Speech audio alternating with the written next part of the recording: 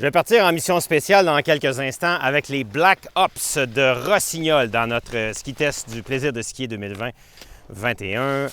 Les Black Ops chez Rossignol passent du monde underground et sortent au grand jour, grand public maintenant. Ça fait quelques années que c'est disponible surtout sur les plateformes médias sociaux. Et bien maintenant, ils ont remplacé toute la gamme des Soul 7, Sky 7 par les Black Ops. Ici, j'ai le Escaper.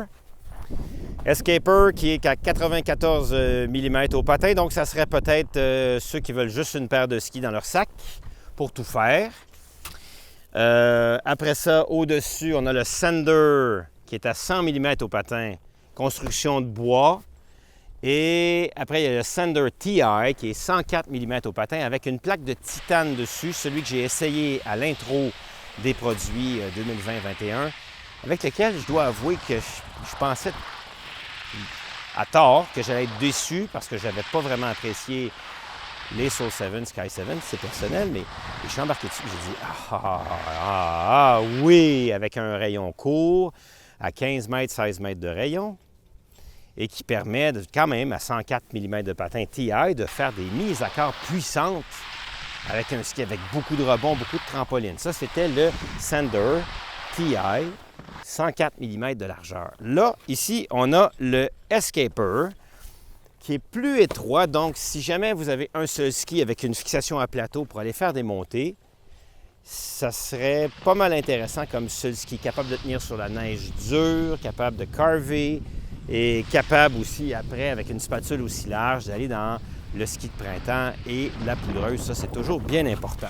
Chez les femmes, Rossignol a fabriqué les mêmes skis, les mêmes constructions que les Escaper et les Sander, dans les mêmes tailles, avec des skis évidemment plus courts, avec un look féminin. Ce ski, est-ce qu'il a assez de viande dans un groupe où la compétition est féroce?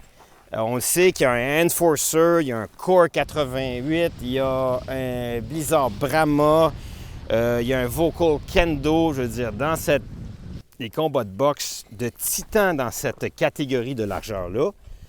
Parce que, oui, en Amérique du Nord, dans l'Est, nous autres, on a toujours un ski de piste puis un ski plus large. Mais dans l'Ouest canadien ou dans l'Ouest américain, on est pas mal dans ces largeurs-là comme le seul ski à avoir dans son sac. À preuve, en Amérique du Nord, le ski le plus vendu est un 88 et c'est un ski de femme. C'est parce que dans l'Ouest américain, il se vend beaucoup de skis de ces largeurs-là. Une gamme complète, moi, je me serais attendu à un ski plus mou. Et je suis content de voir qu'il y a beaucoup de viande dans le ski. Celui-là n'a pas de TI.